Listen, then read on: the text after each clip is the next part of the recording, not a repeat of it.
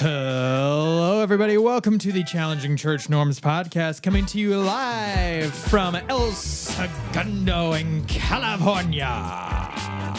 This is Pastor Jonathan. Pastor Jared. Dancing over there on the other side of the table. We are here to talk about topics that challenge the church norm. You're blocking my camera, Jared. So I started setting up my Christmas tree. Me too. When did you do yours? Saturday. Last Saturday. You were ahead of the game. Yeah. I stayed true to my word. You did. Not until after Thanksgiving. Not till after Thanksgiving. And I said the earliest that it is okay is Cyber Monday. And I did it before Cyber Monday. I did it on Cyber Monday. Really? Okay, on were Cyber you Monday. ordering as well as setting up the tree at the same time? Ordering. Cyber Monday. You're online. No, I should have. I didn't. Anyway, welcome back to the Challenging Church Norms podcast. My name is Pastor Jared. I am Pastor Jonathan. We hope you had a great Thanksgiving, and now we can start listening to Christmas music. Christmas music all day long. Okay, before we get started, favorite Christmas song? Ooh, like right now? Yeah. I'm going not yes, classic song, but not classic arrangement. Wow. Go ahead. Yeah. Oh Holy Night. Okay. Great song. Yeah, classic. But the specific version is from Tommy Prophet. That dude, Tommy, if you're listening to this, man, I'm looking at you right here. If you're listening to this, great job. The second one is also by him. 2 songs. Big fan of this guy. Love him. And it's Noel, the first Noel. You know. Okay, the first Noel. Yeah, we don't need to sing it. Quickly, Anyway, my favorite song is "Do You Hear What I Hear?" Do you hear what? But specifically the Bing Crosby version. Yeah. The one that like the youngest generation just absolutely disdains this version because it's just so slow. Send the night wind to the little lamb. You know that one? Is it Bing Crosby or is it Perry Como? I don't know.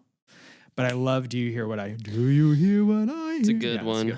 Favorite Christmas movie? 3, 2, 1. Santa Claus. Mine's White Christmas. That's a good one too. It is a good one. Alexa and I are going to go see that. Yeah, that's right. Yeah. At the Old Town Music Hall. Mm-hmm.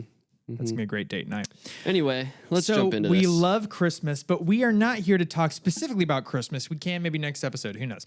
But our topic today is preparing the next generation to take over. And we didn't talk about this beforehand, but I put a semicolon in this title. Preparing the next generation to take over, semicolon, will the next Joshua please stand up? I like that. So your Old Testament people out there, where's the next Joshua? Will the We're going next to talk Joshua about it. please stand up? And a little history on that. Moses, famous Moses, 10 Commandments. He prepared a mentee. He mentored this one guy, Joshua, who eventually took over, entered the promised land with Israel. And this is like a next generation guy. He's taken the mantle, moving it forward. So we're talking about the next generation, how we can best prepare them, how we can best work together. And both of us come from a youth background, one being youth at one point. Starting with, we used to be kids, but now we both worked with youth and we're both passionate about it. We both feel this urgency for preparing the next generation to take on the mantle of spreading the gospel, the Great Commission, Jesus' mission on the planet. And how can we best position this generation with their uniqueness, with their qualities that are specific to them in many ways? How can we elevate them to take on that mantle? Yeah, and I think more than ever now, it's the time is now, right? The time is now. Yeah. That we need to be preparing the next generation. And I think the bigger question at hand is, what are we preparing them for? Yeah. Right? Like, we got to understand that. What are we preparing them for? And are we willing to empower them to take on those roles? Because I think sometimes we can say, yeah, we're all about the next generation. We want to empower the next generation, yet we don't prepare them adequately, and then we don't give them opportunity. We kind of just say that we say it because it sounds good, but realistically, the actions behind it.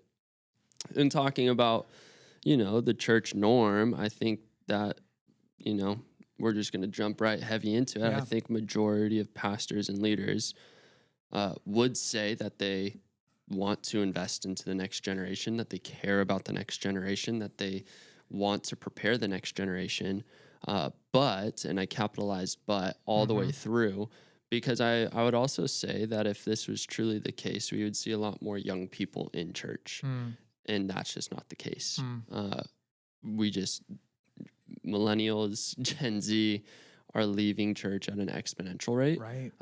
But here's the other flip side of it. The positive is you have Gen Z, millennials that are the ones that are on fire for God, are super passionate and just like ready to go. Like I have a couple friends of mine who, like some have left the church and some are just now coming back, like coming into church. And when they come in, it's just like all systems go. They're ready, right? Cool. Like they just want to dive deep into it. Yeah. So it's like, how do we keep people from leaving? And then how do we also fan the flame a little bit? Yeah, right. Because I agree with you. I think what we see in Gen Z, certainly with millennials, when I was younger, now we're on the older end now. Millennials are having kids, starting families. But Gen Z and let's say even Gen Alpha, this newest young generation. The ones born with iPhones in their hands. It's true. It's true.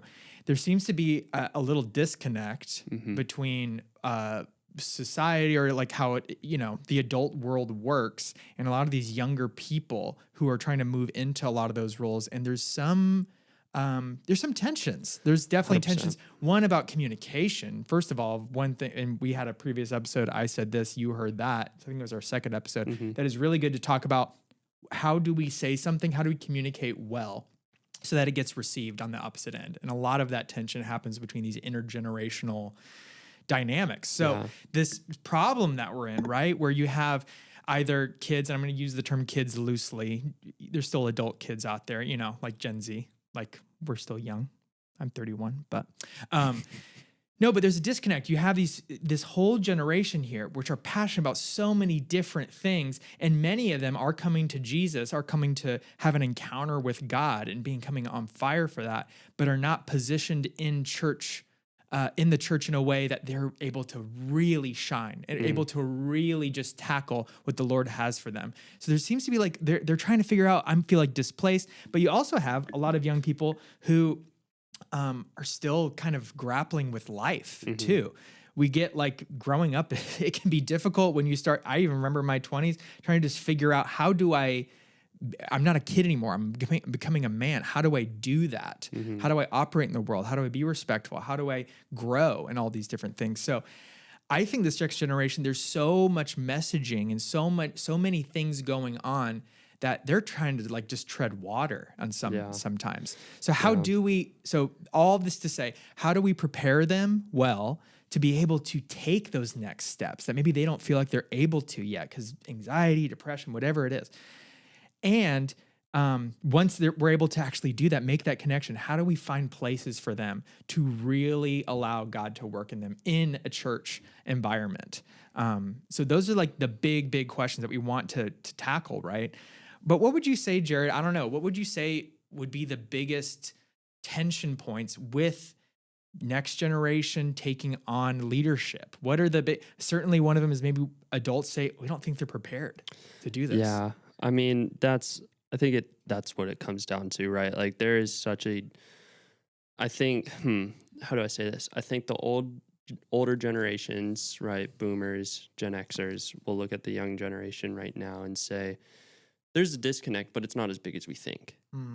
I would say being part of Gen Z, I'm on that like weird cusp, Gen Z, millennial. And you had older siblings who were more millennial, so you probably got that influence too. Yeah. But then I would say there's a larger gap than we actually think there is. In that gap, the first example is technology, right? Like iPhones didn't come out until 2007. I was 7 or 8 when they came out, right? And so like my parents, when they were 7 and 8, that wasn't a thing, right? So like technology is ramped up so crazy, but also I think when it comes down to what the church is, I think we have just 2 different ways of going about it, right? Where it's like my grandparents would go, grow up going to church, you'd wear your tie, you'd wear your Sunday best, you'd go to church, you'd sit in the pews. It was always hot because churches didn't afford AC units back then. I don't know. That's based off the movies. You just always see it, right? Every old school church. But that's how it was, where it was just like Sundays you either went to church and then you had supper, right? You had dinner at 4:00. It's still bright outside and you're having dinner, right? But now we see church can be flipped on its head and completely different. The way that we do it, right? We've talked about this. Is it an organism? Is it an organization? How do we do it? Is there a right way to do it? Is there a wrong way to do it? The method and how we do it doesn't necessarily matter, but the mission does, right? We've talked about that. And so I think when it comes down to the next generation, here's what I've seen is you have a generation, Gen Z, Gen A, even some millennials, who are very, very good at saying, we just don't want to be around toxic. If it's toxic, we're just not even going to deal with it, right? And also very motivated by money. Hey, are you going to pay me to do this, right? I hear it all the time from people who are older than me. Man, I miss the times when kids would just come over and do yard work and they didn't expect anything out of it. But now it's like kids are like, hey, yeah, I'll do it. How much are you going to pay me to do it, though? Like, time is money. And so there is this weird thing going on, this weird tension of like, you have the young generation saying, we will do things if we're paid well and if it's healthy. And we have this other kind of culture in the church with an older generation of like, hey, you just did it, right? Like, doesn't matter if you got paid $24,000 a year, like, you just did it. Because you loved it. I had a pastor look at me one time and I said something to the effect of like, I have to pray about it because, money's a thing and I just got to pray about this. And he looked at me and he was like, if the Lord's telling you to be here, then like, it doesn't matter how much you're going to get paid. Like you'll be here. And I'm like, well, yes and no, right? Like, I agree with that. Yeah, the Lord has called me into ministry, but I'm also not going to do it for a penny a day, right? Like, I got a wife that I have to provide for. I got bills I need to pay. And so what we start to see is now we see a lot of younger pastors who are not full-time ministry. They're part-time ministry or, hey, I'll give 5 hours to the church, but I got to go make a living. So they're 1 foot in, 1 foot out. And so there is a tension, right? I read a blog post by Carey Nieuwhof, I think is how you pronounce his last name. Yeah. And the title of it was Why Nobody Wants to Work at a Church Anymore, toxic culture, low pay, and the next generation of church leaders. Dang. So the title alone. Read it. Read it. Someone read it, right? If you are a senior leadership, church, even anything, right? Like business, read this article. Because it was so insightful, number one. But you see, for the church perspective, why aren't we getting the younger generation here? And I had some quotes here. He talks about how young adults are leaving the church at exponential rates, but the ones who are staying are more passionate and in love with Jesus. But they just don't want to work at a church. The reasons why: toxic culture and low pay. And so the quote here is, even if a teenager or young adult felt called to ministry, the prospect of working in a toxic culture and or doing so for truly substandard wages is a deal breaker for many. It's basically saying, hey, if this culture here that you're creating at the church, it sucks, and you're going to pay me nothing to be a part of it, why would I do it? Why am I here? Why am I here? Yeah. And I'll be honest, like, there have been times where I've asked that question. The culture in which I'm at and the pay that I'm getting, I'm like, why am I doing this? Right? Like, yeah, Lord, I love you, but like at the same time, I hate my job, right? Like, and so you do start asking these questions. Why am I doing this? So there is the question, right, that you ask, how do we bridge this gap? How do we get, young leaders in? We got to start asking those questions more. And I think we got to start preparing for the answers.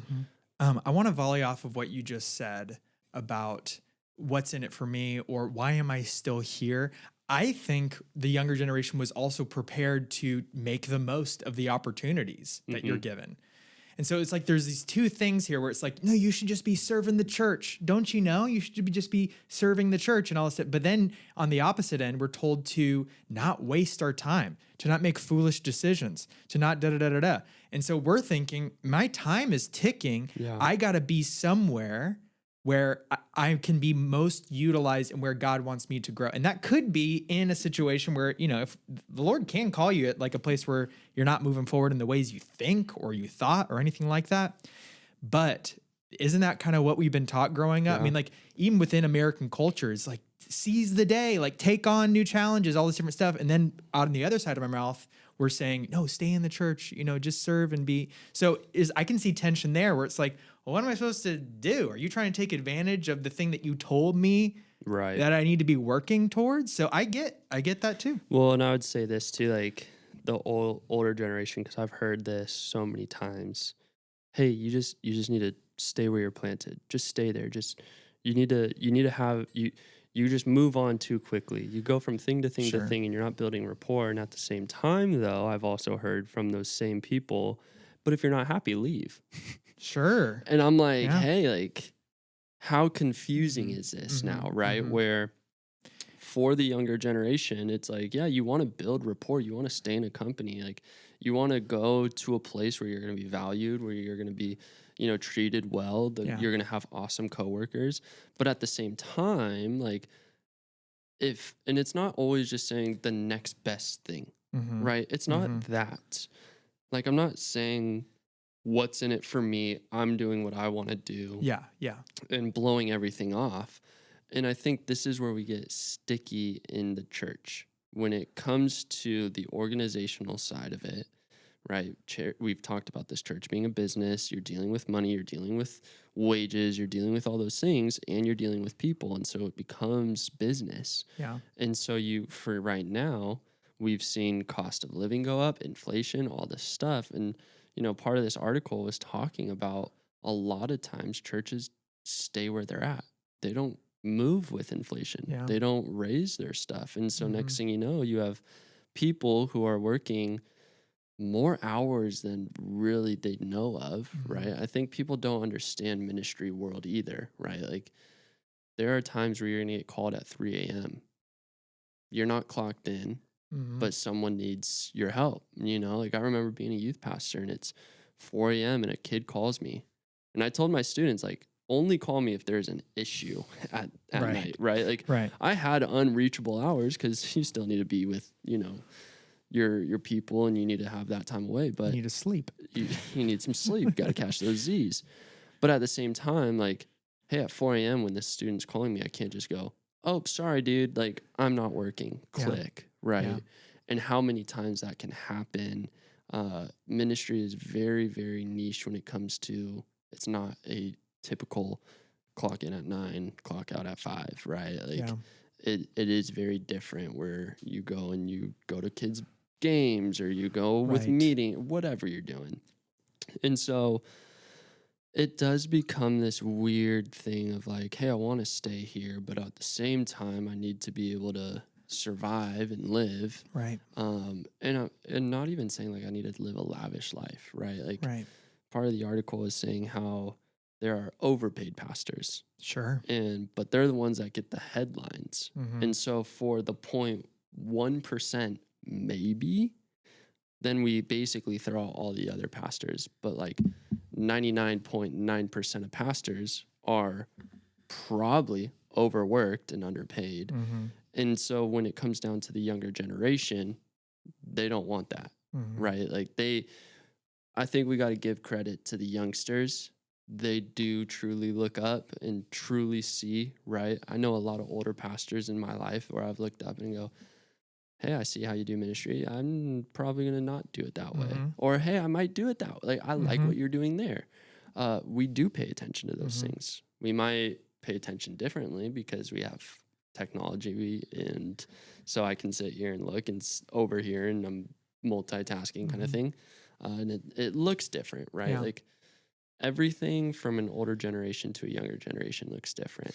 And what I think is interesting, and I'm not trying to point fingers at all. I'm trying to just think about it from the lens of a young person looking ahead. Not trying to point fingers, but I could see how a younger person can see how it's like, oh, the person at the top's like getting like the bulk of the money and all this stuff. And it's because they did move up and all this stuff. The general like climbing the ladder capitalist thing. Right. And we're like, well, is that how you succeed then? And it becomes this meshed thing where it's like, no. We're working in the kingdom of God. And so I'm with the point where it's like God will provide. What I also see within the church as well, the history of the church, is that they did support everyone who was serving and supported them well for their needs.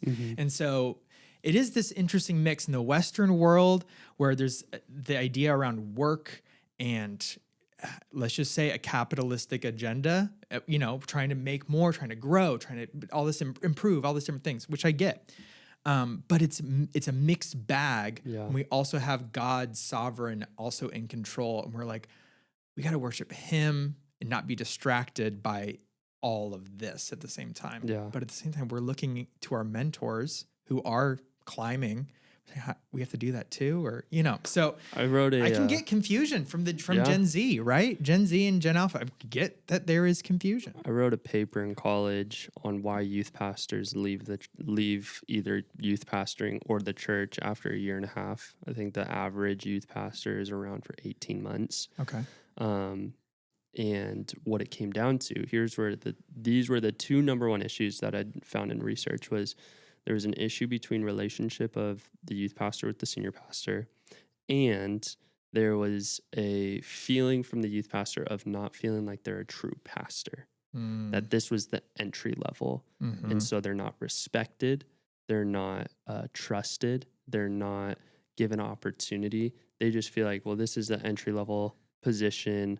I'm the youth pastor, so I got to do all the dirty work. Yeah. And I'm not going to lie. There are times where I've seen that. I've been a part of it where it's like, well, you're just the youth pastor, so you have to do these things. Yeah. I'm like, well, I didn't see that in the job description, right? Yeah. And so what happens is for youth pastors, why they last only 18 months is, well, I'm not getting respected. And so I have to pull out of this job to climb the ladder. Because it's not even about money at this point. It's about respect. Hey, I don't even feel like I'm a true pastor yet. Yeah. Right? And we can get caught up in titles, ministry or not, right? Church, business, doesn't matter. We get caught up in titles way too much. Yeah. And so the thing that happens is for the younger generation is coming into church. I don't think people are flocking. I mean, stats show young Gen Z, young adults are not flocking for the church right now. They're not busting down the doors ready to be hired, right?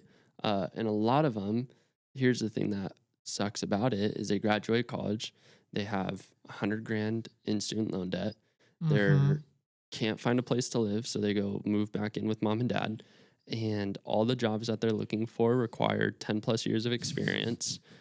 And it's entry level. And so it's like,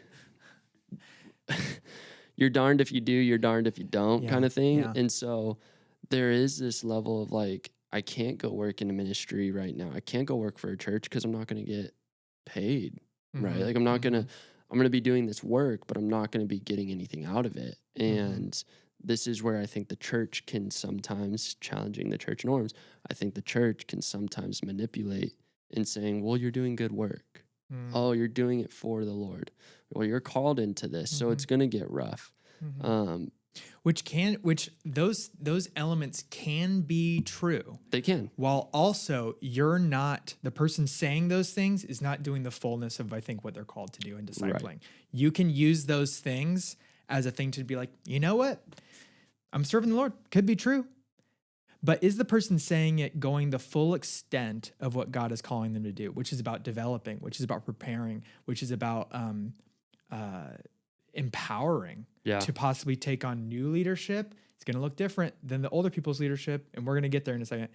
But are we truly doing it? Or are we just saying, you know what? You got a gold star. Hey, you're part of the ministry. And it's not true. I don't know. It can be helpful. It's just not the full extent of what we're called to do. Yeah, and it's tough at the same point, because when you start as a church, when you start to value product over people, you become a business, and don't question why people leave. Yeah. Right? Because your retention rate on staff will diminish. Your young people will be exiting very quickly. And it's just going to become a group of people that meet together on Sunday and they sing some worship songs and hear a message and they go home, and nothing's changed. Yeah.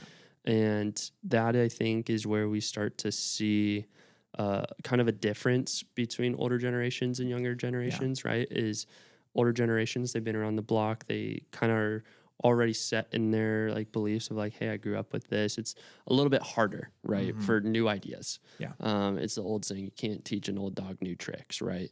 And then the younger generation, they'll just be influenced by whatever sounds good, right? So like you can dress up a lie, and it's like you can put a skirt on a pig and try and make it look pretty, but it doesn't do anything, right? Like, and so the younger generation can get easily attracted to whatever sounds nice. Yeah.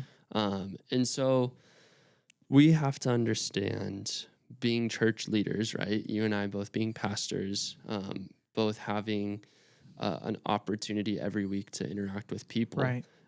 Who are we mentoring? Who are we being mentored by?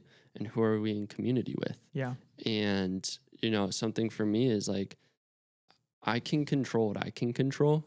I can't control if the people above me are going to mentor me. Right. Can't. I can ask for it, and I can, see if they will. But at the end of the day, they have to also make the choice of whether they are going to. Can't control the outcome of that necessarily. Right. Yeah. But I can control me mentoring someone who's younger than me. Yeah. Yeah. And what I've seen personally is like, I desire people to speak into my life who are older. Please tell me what I'm doing wrong. Please tell me what I need to work on. Please, but what I've seen is the energy behind it is very diminished. It's tired. A lot of times it's... You say that, like the energy of... Yeah, like, hey, I want to be mentored. I think sometimes the older generation are like, these young kids, they just don't want to mentor. But at the same time, I would say, like, we do, but also where's the energy behind it, right? Like, I think sometimes pastors and leaders can say, like, oh, we just want the younger generation to stand up. We just want them to do this. And then the excuse why they're not developing or discipling or investing into them is, well, I'm just tired. I'm tired of doing this. I've been in the ministry for 40 years, and which is true, right? When you're in a ministry for that long, it is tiring. I saw this stat. It's the average senior pastor is 60 years old right now. Yeah. And so when a young person comes into a church, say they're fresh off Bible college, and they get hired, say at 21, 22, if not earlier, right? Like, that's a 40-year age difference. That's a pretty big difference, right? Like, there are going to be things that are there's just going to be tension points. Yeah. And I'm not saying like, hey, if you're 60, you got to get out, retire, hand the keys over to the fresh guy. Like, no, because I do think there are times where we do, as young, leaders, there are times where we're not ready for things. We haven't learned yet, right? For me personally, I think there's been a lot of times where I'm like, oh, I'm excited, I'm ready, let's go. And being, held on a leash a little bit, like, hey, you're not ready for this. You're not prepared for this. And at the same time, that can be disheartening, but it also can be a protection thing as well. You're not going to have a 22-year-old go be a senior pastor of a church. Right. Just doesn't make sense. Yeah. So it is the tension. Yeah. And how do we develop? Right. So, how do we truly disciple and mentor the next generation? So I know for us, we've talked a lot about the generational tensions that are there, especially when we're hiring new people into a church. But let's also talk about, like, let's widen the scope here, because it could be volunteers, youth in your youth department at your church.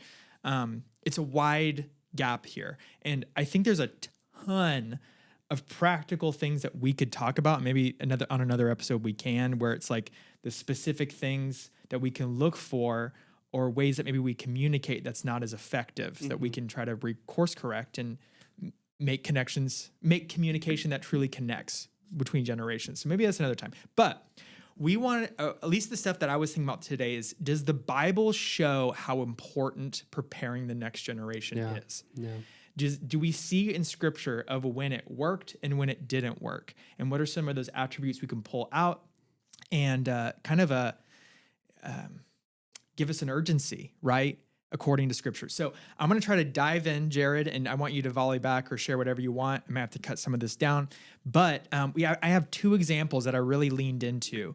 The main relationship being Moses and Joshua, how Moses trained Joshua. Will the real Joshua please stand up? There you go.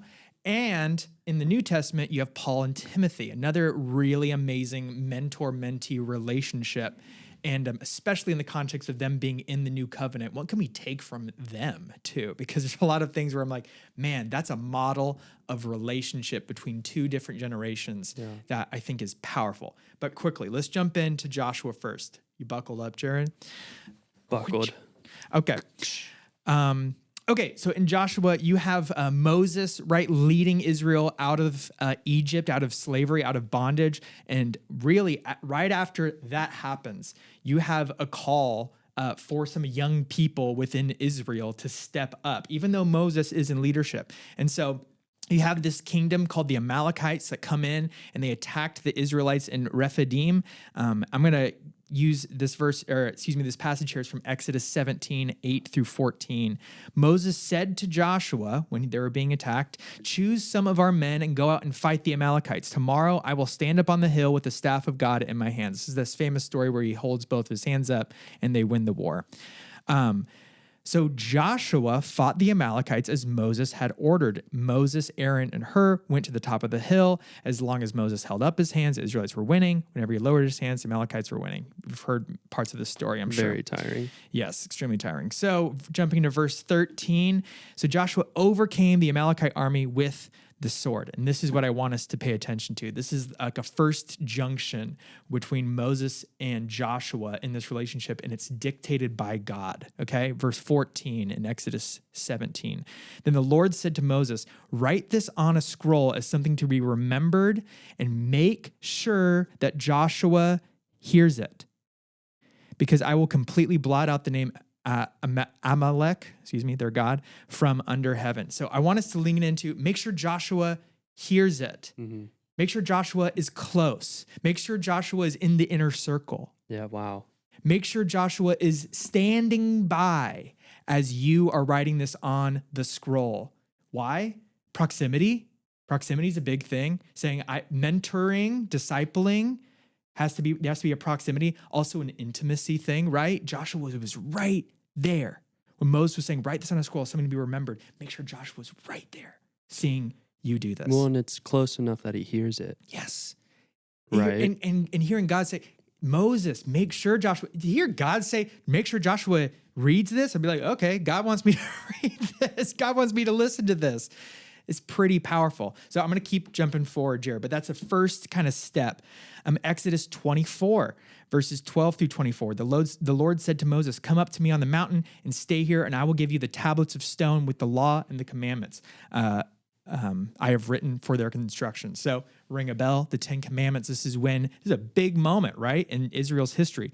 Then Moses set out with, who is it? Joshua as his aide. So Joshua is already established as a mentee to him, following in his footsteps, okay? Moses went up to the mountain of God. He said to the elders, "Wait here for us until we come back to you. Aaron and Hur are with you, and anyone involved in a dispute can go to them." So he was leaving them in charge. But Joshua was right there with Moses as his aide. Second example. It's from Exodus 33, I believe, verse 9. As Moses went into the tent, the pillar of cloud would come down and stay at the entrance. This is like in the tabernacle, the presence of God is around Moses. And so while he was there, while the Lord spoke with Moses, verse 10, whenever the people saw the pillar of cloud standing at the entrance of the tent, they all stood and worshiped outside, each at the entrance to their tent.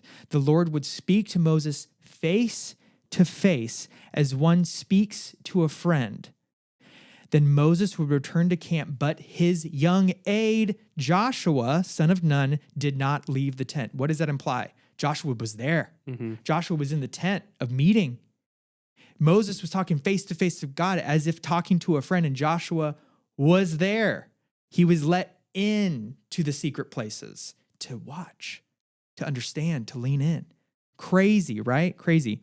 In Numbers 11, verses 24, starting in verse 24, so Moses went out and told the people what the Lord had said. He brought together 70 of their elders and had them stand around the tent. And the Lord came down in the cloud and spoke with him, and he took some of the power of the Spirit that was on him and put it on the 70 elders. I just want us to pay attention here. When the Spirit rested on him, they prophesied. All of the elders prophesied, but did not do so again.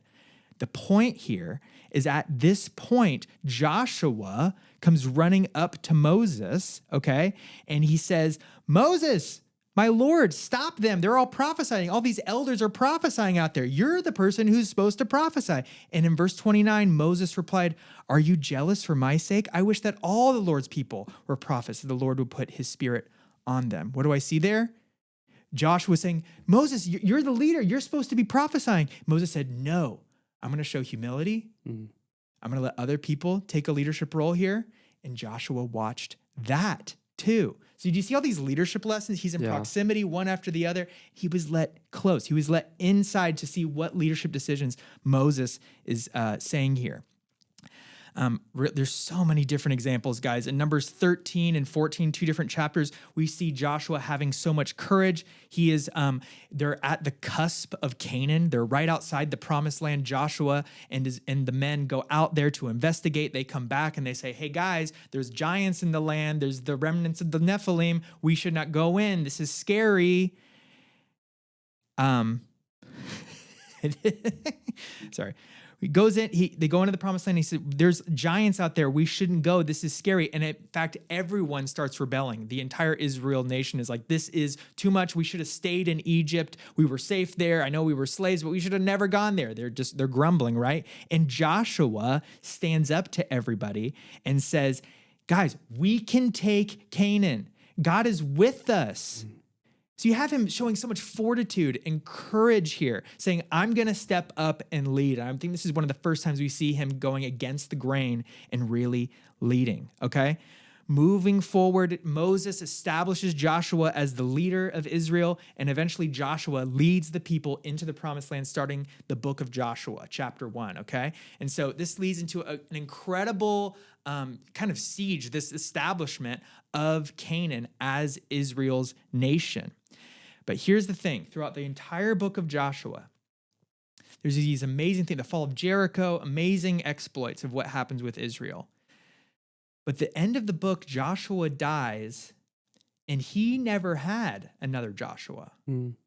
He didn't have someone that he was raising up to be the next leader. Moses had Joshua. Joshua didn't have another Joshua. And what happens after that? The book of Judges. And what happens at the very end of the book of Judges? What does it say? At that time, And what happens at the very end of the book of Judges, verse 24 of chapter 21, at that time the Israelites left that place, went to their tribes and clans, each to their own inheritance. In those days, Israel had no king, and everyone did as they saw fit. It's this famous ending of the book where it says, everyone did as they pleased. And so you have this movement from such specific mission from Moses, passing that mantle on to Joshua, who was there, who saw everything, who saw his leadership skills. He led the nation in, but he didn't pass it on to another person. And we see Israel falter. We see them each doing exactly what they just wanted to do. Right. They weren't unified. The nation, the tribes were against each other. There was tension, and people just did whatever they wanted. So I know that was a lot there, but a lot of these Joshua things, these things where Moses raised him up, he didn't raise up another Joshua. We start to see a lot of the fallout of the nation of Israel here. This established leadership from God, and then people wanted a king. They wanted to be like the other nations, right? And so you have all this tension here. Okay, let's switch gears. I would say this too, bringing it just full circle for just this part. As leaders and senior pastors, sometimes you will not be able to see the fruit of what you have led for so long because you need to pass the baton to your Joshua. Like Moses, understand, Moses led them, right? 10 Commandments, like everything.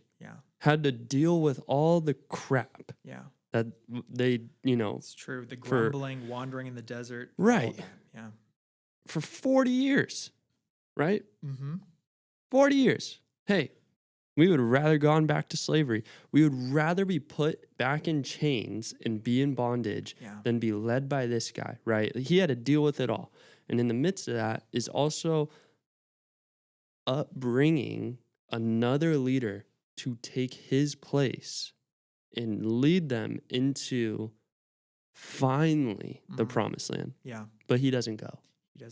And so I think like leaders, pastors, we have to understand sometimes it's okay that you won't see the totality of your ministry complete with you still being there.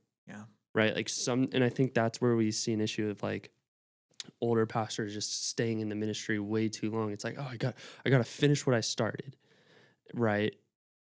How much worse would Israel have been off if Moses said, "No, God, I have to finish what I started. You told me to lead them here.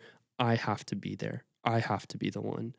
And that's, I think, one of the biggest traits to Moses' leadership of saying, I'm not going. Right? I'm not going. The Lord said, you need to raise up Joshua to lead them. You're not going in. And instead of Moses arguing, saying, no, I need to finish what I started, he goes, Lord, I'm humble enough to turn around and say, Joshua, lead these people, right? Then Joshua messes it all up because he doesn't bring anyone else with him. He was a good leader, but didn't have leader. anyone else to follow in his footsteps. So, and that's the thing too, is right? Like Joshua also had his moment to stand up little by little, right? And when they start to groan and complain and they're scared and fearful, he's the one that turned around and said, no, we're going, we're doing it, right? And so that brought, for me, as we're talking about preparing the next generation, senior leaders, be prepared to pass the baton and not see the finished work. And I think that's okay, right? You don't always have to have the pride in saying, I started this and now I finished it, right? Like, but what a reward, right, for the movement to keep going. And I think that's the point. Because if you stay somewhere for too long, just for the sake of you wanted to stay there to finish it, you can hinder and you can kill the leaders that you have been building up, and now it kills the whole ministry, right? We see it. We see in 2 instances what happens when you release the ministry and when you keep the ministry. Moses released it to Joshua and it kept going. Joshua kept it and it died off. So what leader do you want to be? Right. So good, Jared. That's so good. I know we're digging into all this. I want to give one more relationship example, what we see in the New Testament between Paul and Timothy. And so the Apostle Paul, right, quick summary, was Saul, the accuser of Christians, gets radically transformed by God, becomes this apostle who is going around everywhere, spreading the gospel, training up church leaders, and discipling, true discipleship. But what's so cool is Paul was spread wide, right? Like he was going country to country, church to church, and his discipleship went wide. But we also see his discipleship went deep with one person, Timothy. So while he's going wide, he's touching lives everywhere, sending letters, all this stuff. But in secrecy, in this sort of like ongoing day-to-day simple life-on-life discipleship is happening between Paul and Timothy.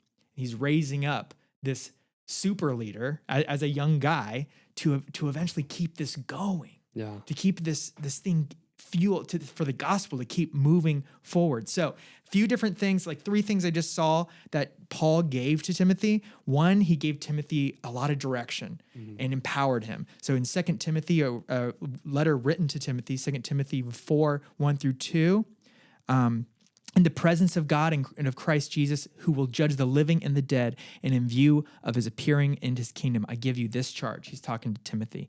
Preach the word. Be prepared in season and out of season. He's given him responsibility. Correct, rebuke, and encourage with great patience and careful instruction. He is giving him a charge here. So there's like an empowerment, there's an encouragement saying you can take this on.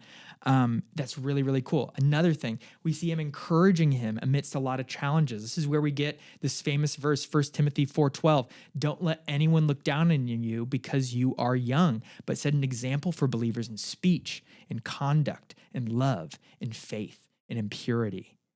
Whew, huge passage there, because we see Timothy having struggles between intergenerational dynamics. But what's powerful here, you see Paul stepped in and defended Timothy.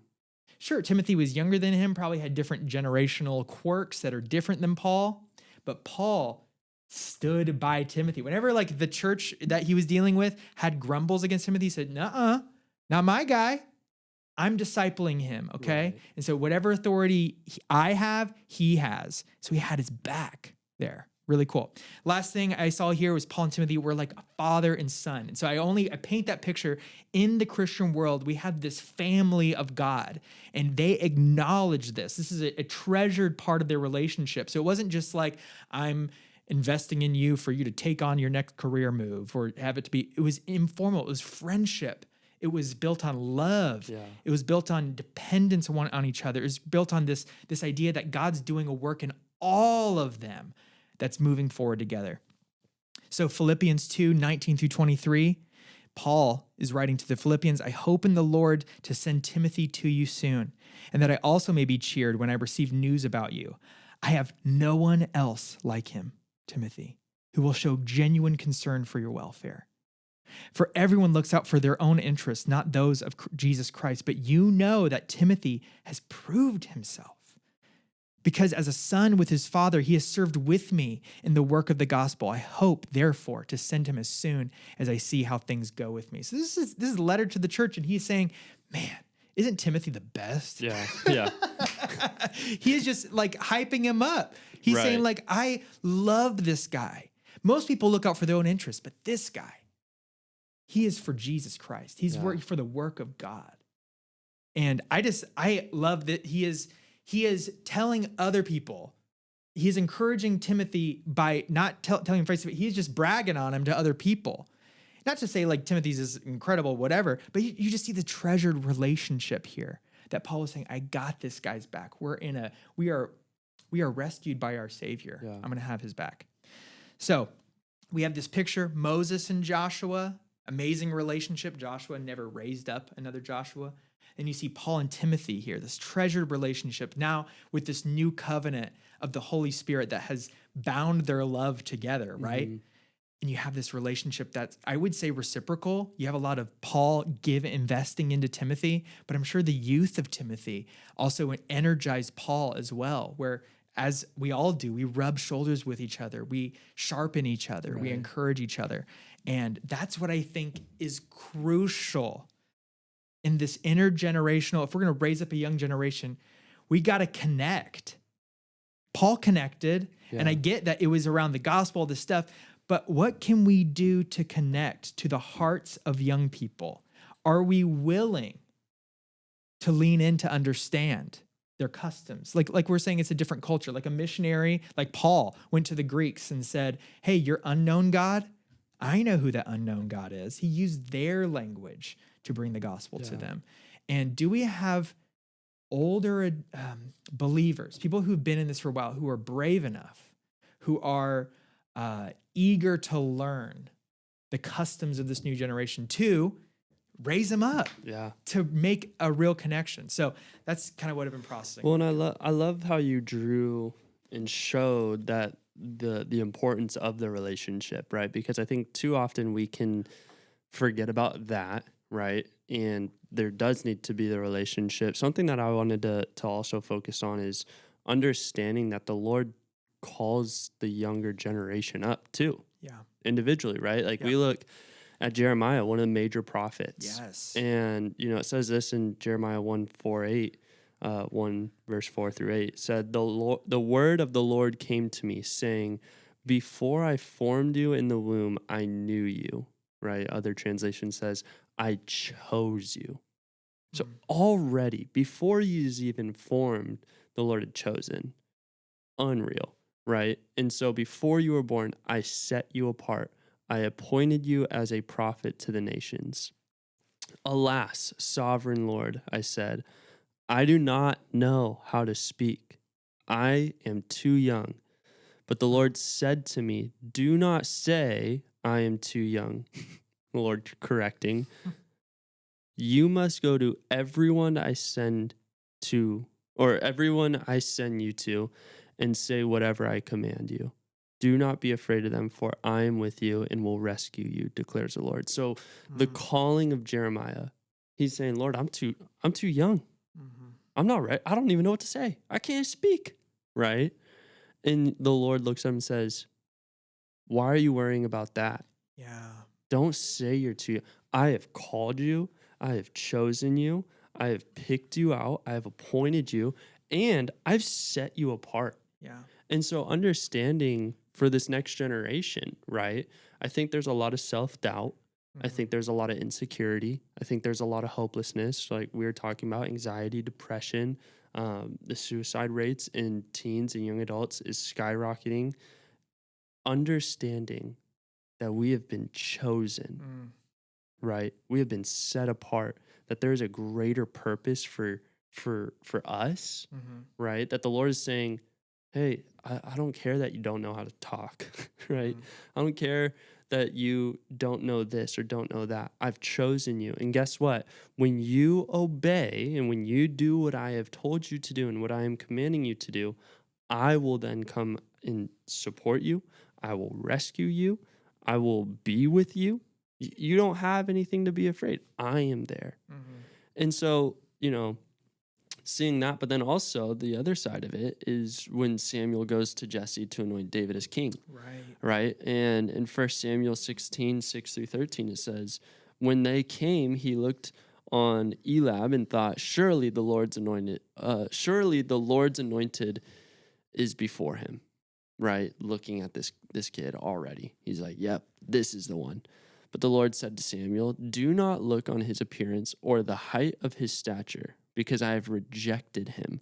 For the Lord sees not as man sees. Man looks on the outward appearance, but the Lord looks on the heart. Right? So already, Samuel goes, oh, this guy looks fit. This guy looks fit. And the Lord says, hey, no. Stop looking on the outside. I'm looking at the heart, right? Then Jesse called his other son, made him pass before Samuel. Same thing. Neither has the Lord chosen this one. Then the other son. Neither has the Lord chosen this one. And made 7 sons pass through and was rejected for all of these. And then Samuel said to Jesse, are all your sons here? And he said, there remains yet the youngest. But behold, he is keeping the sheep. And Samuel said to Jesse, send and get him, for we will not sit down till he comes here. And he sent out and brought him in. Now he was ruddy and had beautiful eyes and was handsome. And the Lord said, arise, anoint him, for this is he. Then Samuel took the horn of oil and anointed him in the midst of his brothers. And the Spirit of the Lord rushed upon David from that day forward. And Samuel rose up and went to Ramah. First of all, think about the brothers. All of them fit, ready from the outside. They looked like they could get the job done. And then you got the youngest, right? Me being the youngest, I know what it feels like to be the younger brother, the youngest, right? No one pays attention to David. He's out in the field. He's keeping the sheep. He's slinging his slingshot. He's doing all those things, right? The youngest. And yet the Lord looks at him and says, no, that's the one. I want him, right? And so we have to understand, again, it goes back to this. the First Timothy verse. Don't let anyone look down on you because you are young, but set an example for believers in speech, conduct, love, faith, and purity. Like, we as leaders have a responsibility, right, to not look down on the people that are younger than us, because, like you said, we can learn from them. There are things that they can impart into us that we need to learn.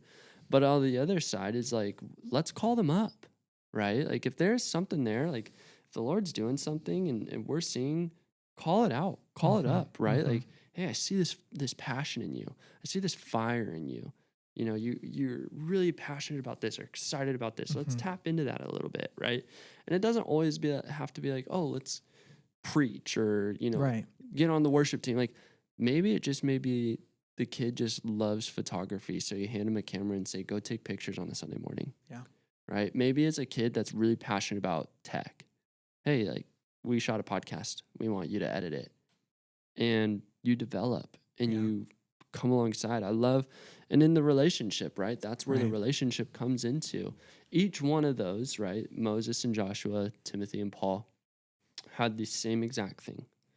And that was the leader, the mentor, brought the mentoree into the deepest places. Yeah. Into the most intimate. They saw them in every angle, right? And so we have to look at that and say, are we willing to bring, as leaders, are we willing to bring the younger generations below us into our deepest parts of our life? Yeah. Are we going to teach them without even having to say a word? Yeah. Right. Yeah. And that's good. So it is one of those things where you see the Lord will call up the younger generation, but also there needs to be the mending of the generations together.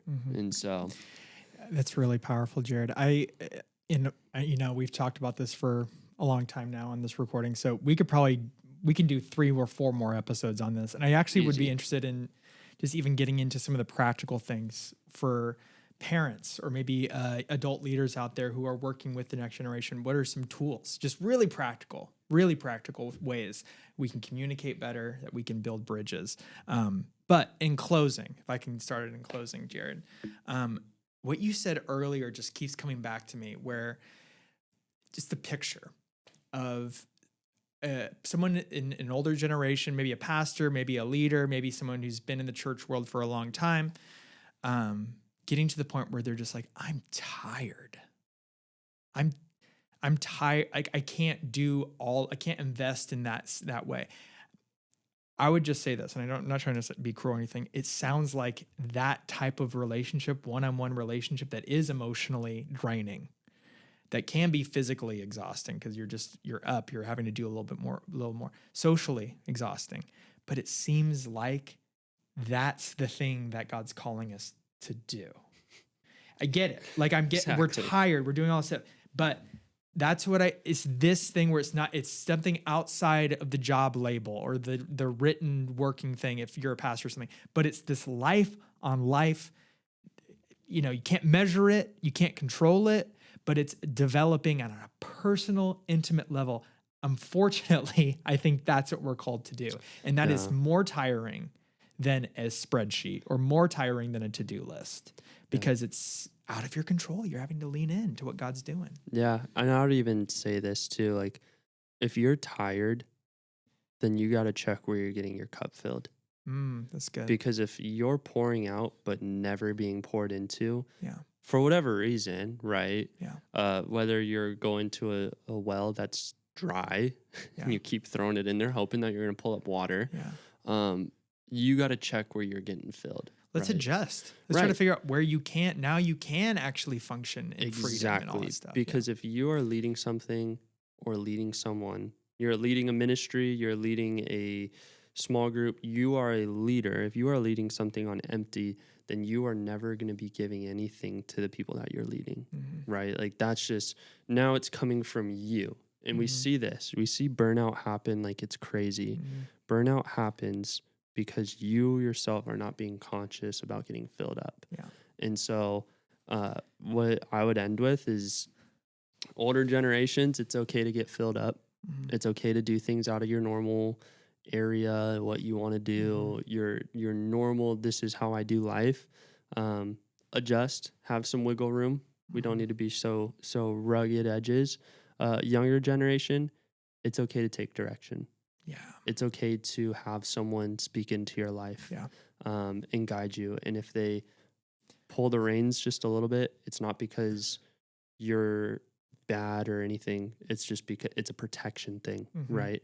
But there needs to be an understanding. And I think we definitely could go for a couple different episodes on this, but I want to close with this last statement. Yeah. Can you believe we have notes still left on the table? After all we've talked about, we still have more notes. So I don't know. Sorry, what were you going to say? I want to close with this is, if we want to see this start to change, young people come to church, young people coming into the church, working for the church, we want to start seeing the changing of the guard, then we have to be available for it. And we have to be able to listen to what the younger generation is wanting, right? If the younger generation is saying, hey, we're hungry and we want this, like, why don't we just start doing that, right? I don't think the answer is as complicated as we think it is. I think it really is very simple. Young people want community. Young people want to be invested into, and young people don't want to be a part of a toxic culture. Right? I like that. I want to hang that up on my wall. Do it. I'll make a poster for you. Right? Like, so there does need to be some soul searching on every end. Sure. If you're a leader of a church, start looking into your culture of your church. Is it toxic? Do you have judgmental people? Are you judgmental yourself? Do you have unhealthy boundaries?